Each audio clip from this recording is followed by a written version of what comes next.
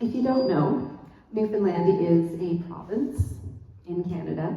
It's known officially as Newfoundland and Labrador.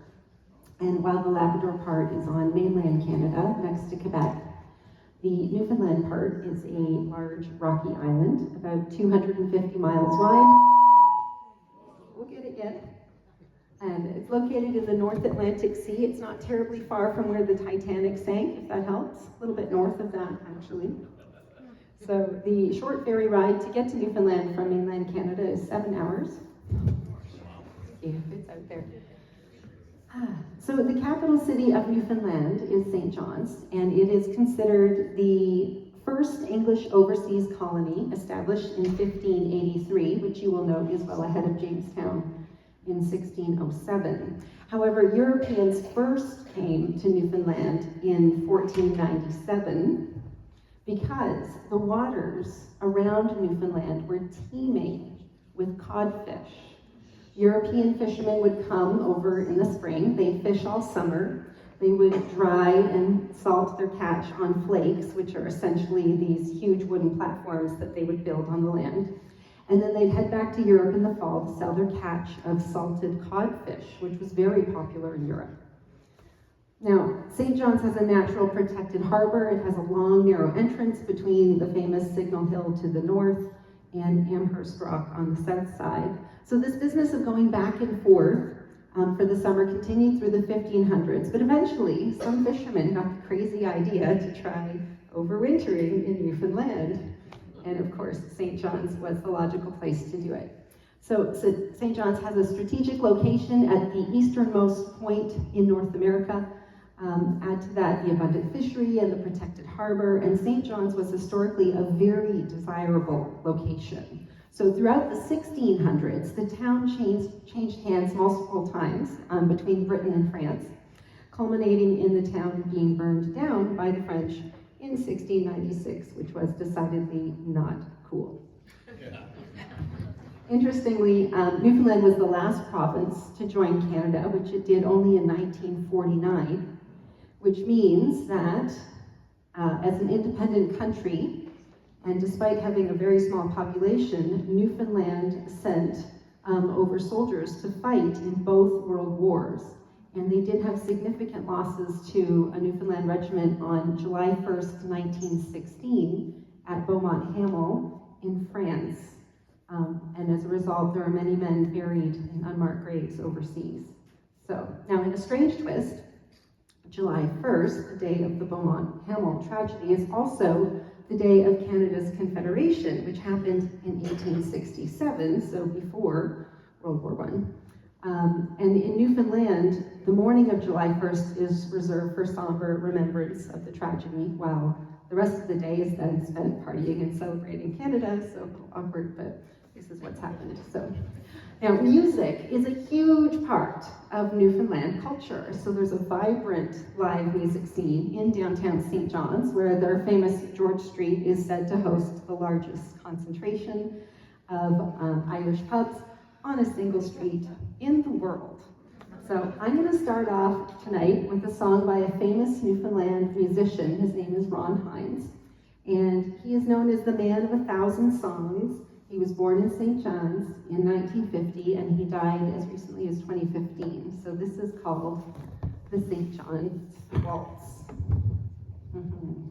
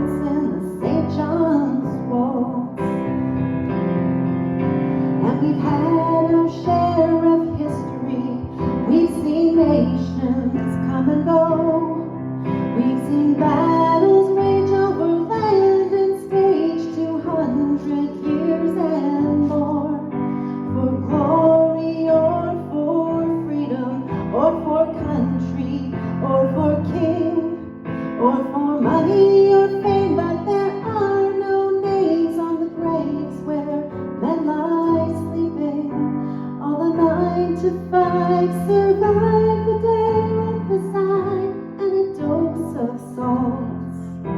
They're parking their cars and packing the bars, dancing the St. John's Waltz. Oh, my heart is on the highway, and I'm sold on going to see all the planes fill the skyway, all the trains run swift and free. So leave the wayward free to wander, leave the restless free to roam. If there's rocks in the bay, if it's old cliche, you'll find your way back home. But don't question or inquire what's been gained, what's been lost. In a world of romance, don't miss out on the chance to be dancing the St. John's Waltz.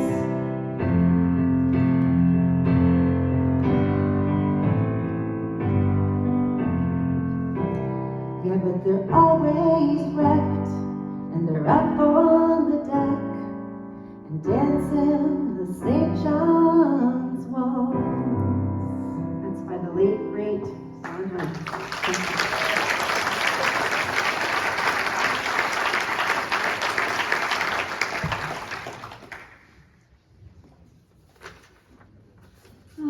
So, after singing you a classic by a Newfoundland cultural icon, not to overstate, my next song is a recent release by an up-and-coming band known as Kitchen Parti.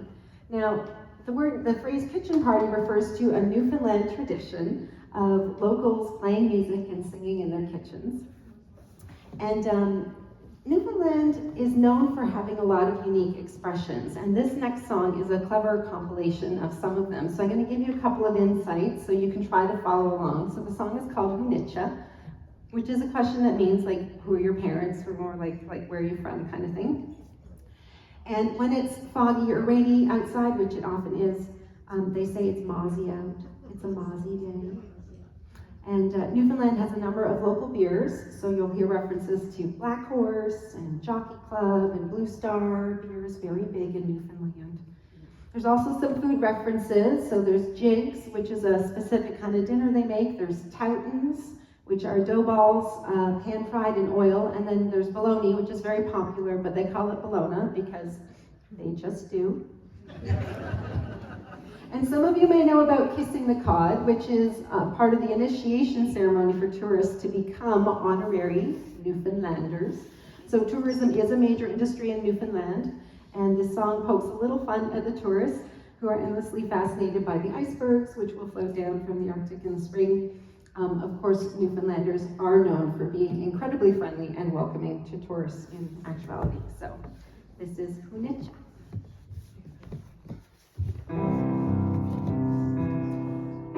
I know a place where the sun don't shine.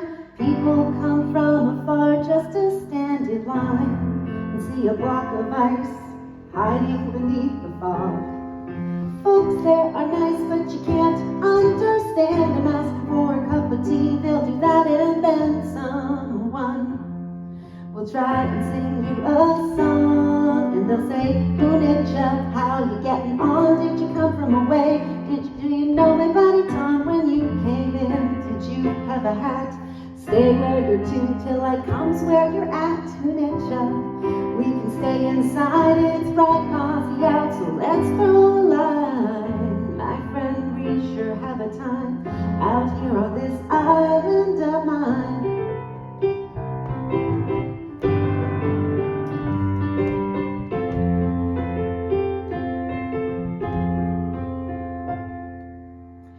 Pull yourself out of bed at 6 a.m. You'll be told there's a day's work in by then. But it's cool because you only would have been in the way. Well, if you like that, this you're gonna love. We'll take my black horse down to the Jockey Club, follow that Blue Star to the nearest bar, and find someone we don't know. And they'll say, Hynes, how you getting on? Did you come from away? Do you know my buddy Tom when you came in? Did you have a hat? Stay where you're to till I comes where you're at. Hunitcha. We can stay inside, it's right, mosey out, so let's throw a line. My friend, we sure have a time out here on this island of mine. Have you eaten yet? Let's go for a scoff. We got jigs, fish, tartans, and a stick of bologna. And you can take a plate for the road.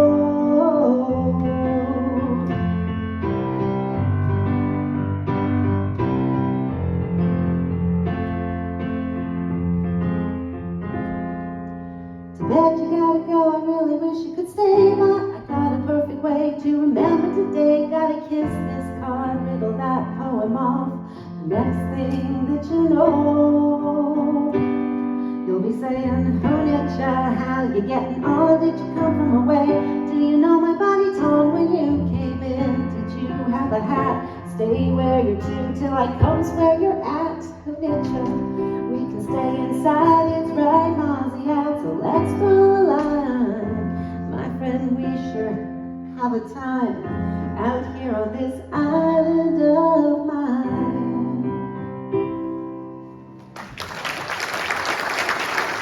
So, there is a famous island in Newfoundland called Fogo Island, and it's just off the north coast. And it's famous for having a modern, very expensive hotel. I've been to Fogo Island, and I describe it as impossibly beautiful, because it is. But there's a Newfoundland folk band called Tickle, and they have a song about a Fogo Island town. So the town is called Jobat's Arm, because why wouldn't you name a town that? And the song is called Jobat's Arm Longliners, which begs the question, what is a longliner? So, longlining is a type of deep-sea commercial fishing that involves using a very long main fishing line, often extending a mile or more, and it has baited hooks attached at intervals along its length, so it's a good way to target specific fish species based on the hook depth and bait type, including codfish, who are deep-sea dwellers. They spend their time near the ocean floor.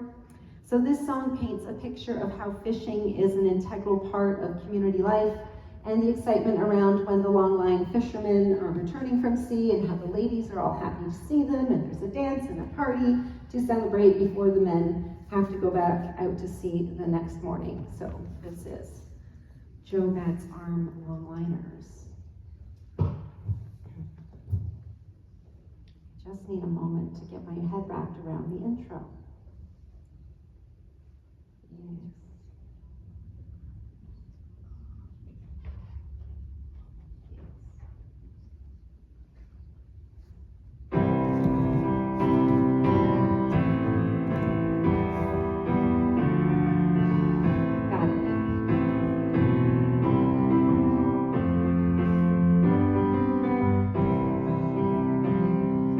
If you come back home to Newfoundland, put aside your city charm.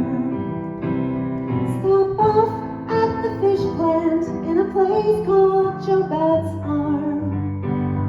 As you approach that busy scene, you'll see some fishermen. But most of all, you'll see the big longliners coming in.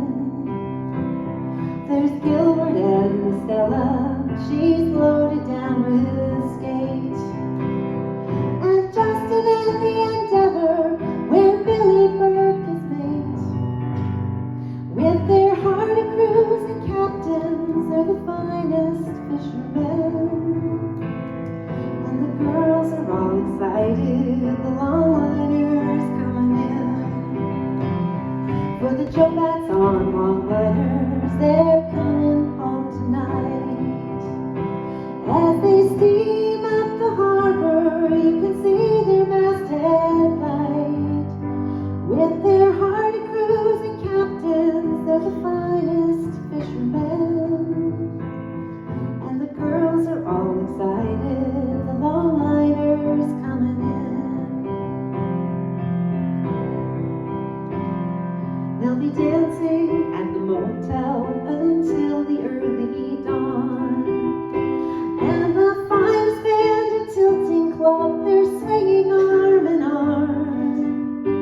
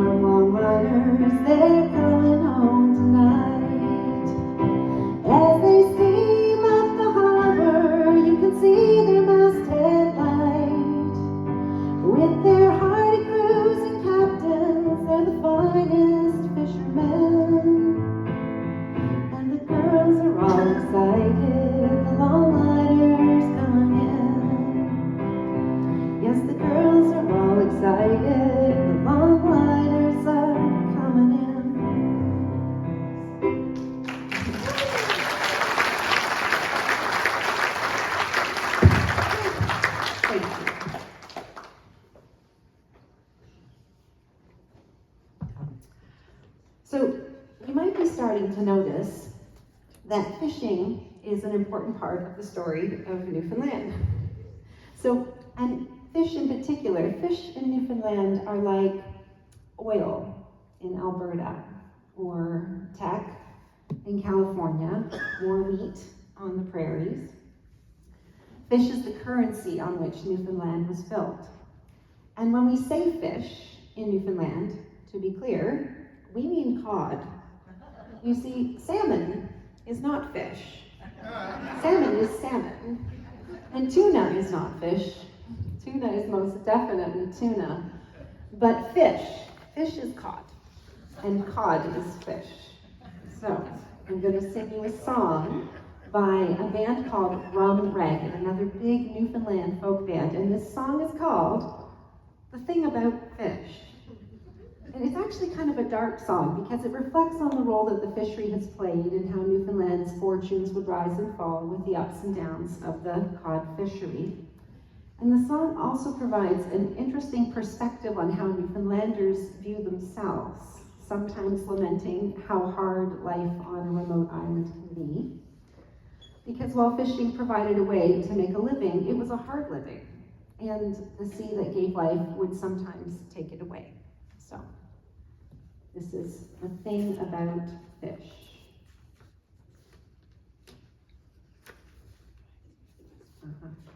That way.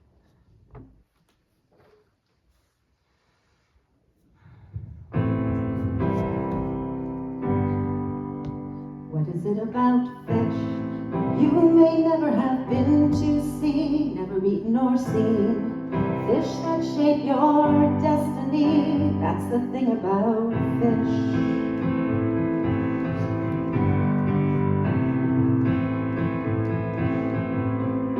We've heard all the stories and folk songs that tell us how people survived here throughout the years, and how the poor families of laboring fishermen got by on nothing but blood, sweat, and tears. What is it about fish that haunts the soul that wanders here, that takes us back to a bleaker time, one more severe? That's the thing about fish.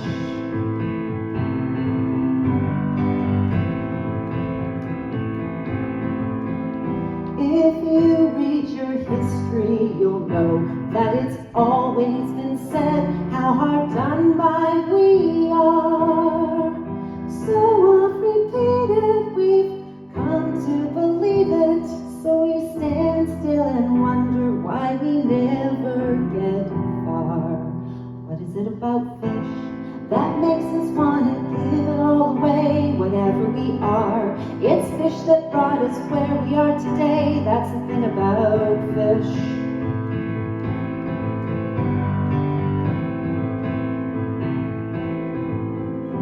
We just have to cast a glance over our shoulder at the trail of false prophets who've led us far wrong. Be wary of those blaring patriot trumpets, as though there was doubt about where we belong.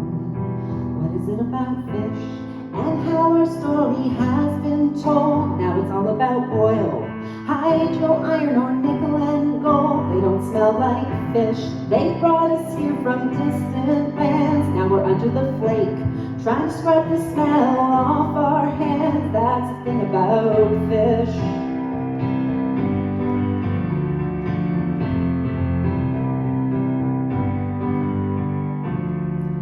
The strength that we gain from the journey we've taken, the loved ones we've lost to the treacherous foe, the pride that we share in the land of our forebears, good fortunes we seek in the comfort of home. What is it about fish?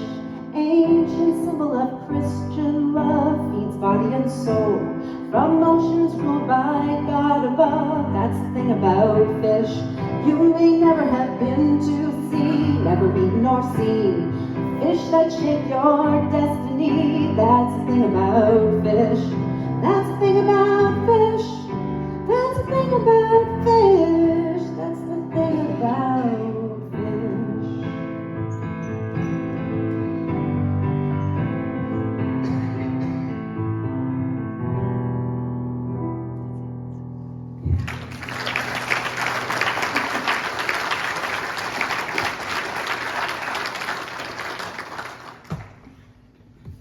codfish was so abundant in the waters around Newfoundland for so long that it was widely believed that the cod stocks were inexhaustible. And in the environmental arrogance of the 1980s, as cod stocks declined, commercial fishing companies started using bottom trawlers that would scrape nets along the seabed, scooping up everything and leaving a path of destruction in its wake. It wasn't enough to take all the fish, we had to also destroy their home. And you can just imagine what's coming.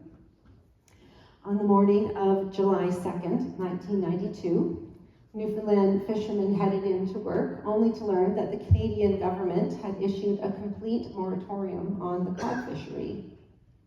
30,000 people in Newfoundland were suddenly unemployed. And the impact on the community was huge, both economically and culturally. Without the fishery, there weren't enough jobs on the island for everyone, and many left to find work. Sorry? Fort McMurray. Yes, how did you know? All across Canada, but especially oil-rich Alberta, which has jobs in the oil sands, and Fort McMurray is the town where that happens. So, to this day, you can find Newfoundlanders living across Canada. Now, in 1990, a group of young men, born of Irish immigrants and working in the Newfoundland fishing industry, formed a band called the Irish Descendants. I'm curious, who's heard of the Irish Descendants? There's a few of you. How many of you are Canadian? Okay. So the Irish Descendants were extremely successful in exporting Irish Newfoundland music across Canada, and this was helped in part by the many Newfoundlanders scattered across the country who would flock to their shows. So talk about life giving you lemons and you make lemonade. This song is from their 1994 album. It's called Will They Lie There Evermore, and it refers to the fishing boats that were pulled from the water waiting for the fishery to start back up. So like the moratorium was meant to be an emergency measure. It was thought that it would only be temporary. But as the months and the years ticked by, it slowly became apparent that the cod weren't recovering as hoped, and the fishery wasn't reopening anytime soon. So this song is a lament about what was, and speaks to the difficult choices people had to make in the early years of this maritime environmental tragedy.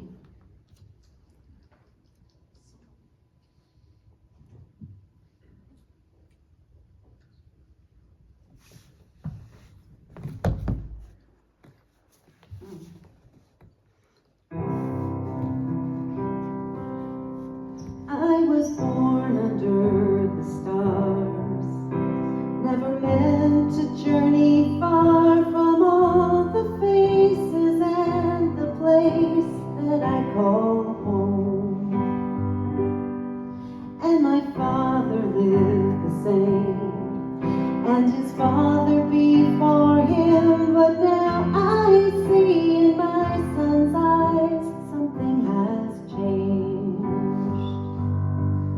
And the smoke, it has stopped rising from the chimney up the road, and the light no longer shines over the door. Last year I lent a hand to haul the boats onto the land. They've been lying there for 19 months or more, and I wonder, will they lie there evermore?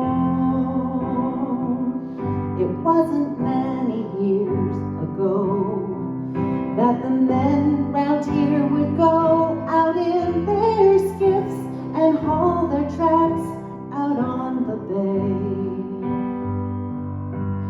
And then shortly they return, loaded down from stem to stern, and weed off the fish, then stow the gear away. Now the waters are as barren as the cliffs that guard the cove, and catch the north wind blowing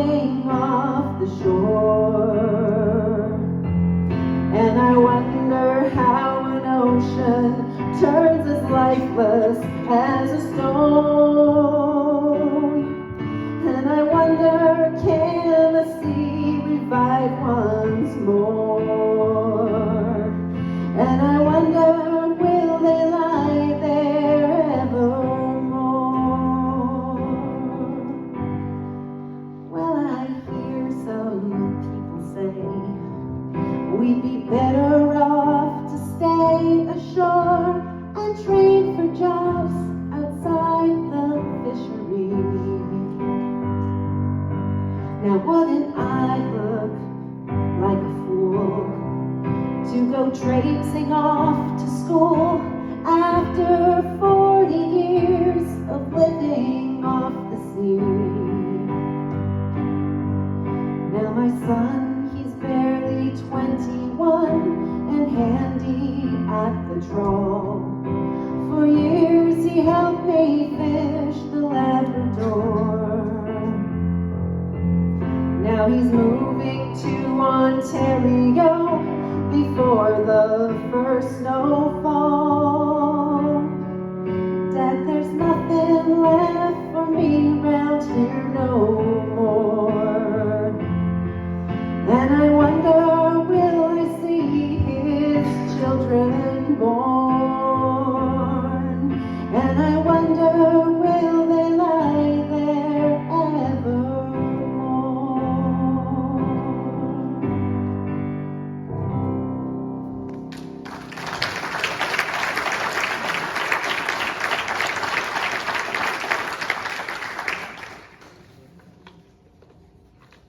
All right, so what do you think? Oh no, I'm not done. That's not what I mean. Thank you.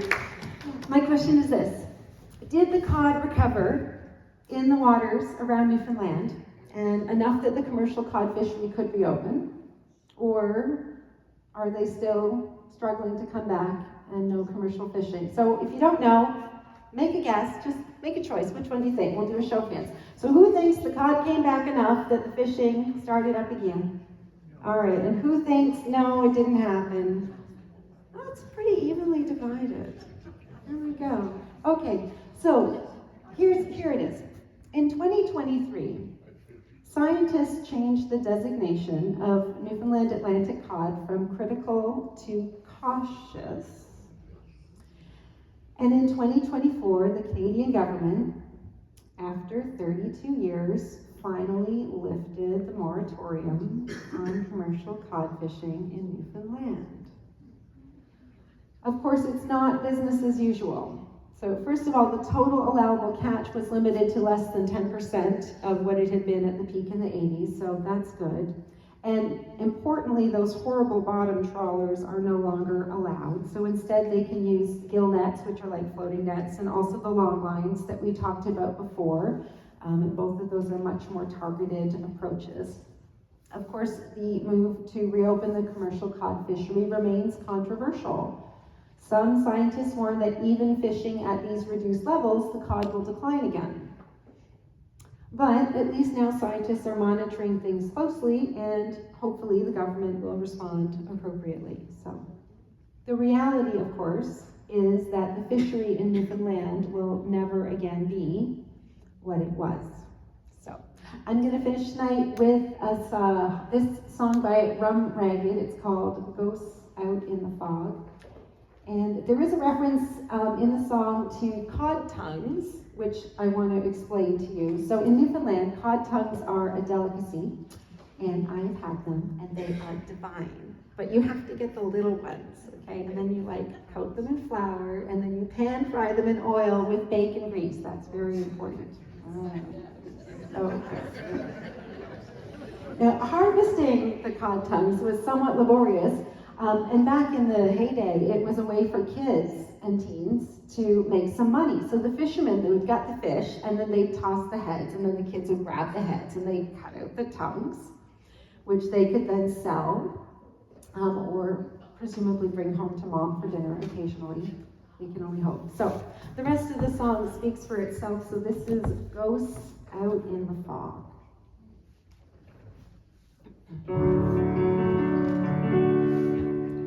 I've seen it all, the rise and fall. Now the fishing stocks are gone. It's a different way of life, but we'll go on. We face the icy winds and cold out on the northern sea, where the cod stalks made a living once for me.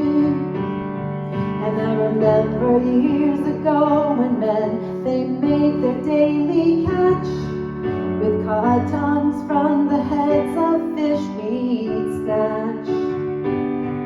For a buck a pound we'd all go down close by the water's edge, and we'd wait for skulls to fall down from the ledge. But if I stare out long enough over the mist upon the bay, I can still see the men in the morning sail away. I believe I see a vision in my dream from on this log, rise from the seas like ghosts out in the fog. But time moves on, our lives did change. Some friends we'll see no more, as we boarded up the windows and the doors, as we'd stare once more at an empty shore where Caitlin used to race, and we'd leave for good, the tears rolled down our face. But if I stare out long enough over the mist upon the bay, I can still see the men in the morning sail away. I believe I see a vision in my dream from on this log, rise from the seas like ghosts out in the fog. But the years they drift behind us, and the dreams we had are gone, and we realize it's time now to move on. Like an ember from the chimney of a wood stove, time it flies, and it fades away like stars up in the sky. But if I stare out long enough over the mist upon the bay, I can still see the men in the morning sail away. I believe I see a vision in my dreams from on this log, rise from the seas like ghosts out in the fog. But if I stare out long enough over the mist upon the bay, I can still see the men in the morning sail away. I believe I see a vision in my dream from on this log, rise from the sea